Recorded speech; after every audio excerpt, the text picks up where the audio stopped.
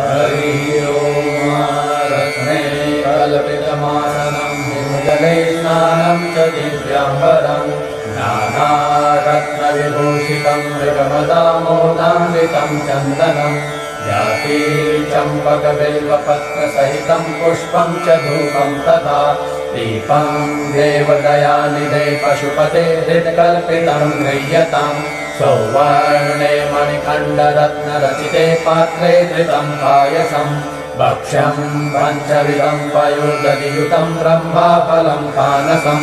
शाखानामयुतं जलं रुचिकरं कर्पूरखण्डोज्ज्वलं ताम्बूलं मनसा मया विरचितं भक्त्या प्रभो स्वीकुरु छत्रं चामरयोयुगं व्यजनकं चादर्शकं निर्मलं वीणा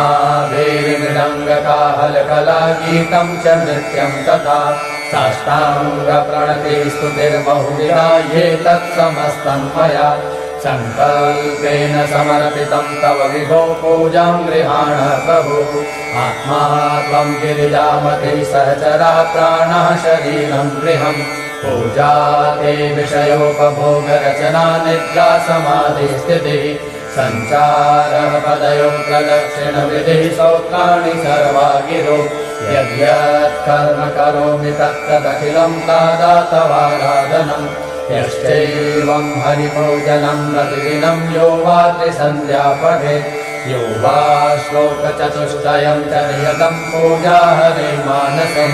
कुर्यात् सो लभते विनोदनकरं साक्षात् हरे दर्शनम् व्यासस्तेन महावसानसमये कैलासलोकं गतः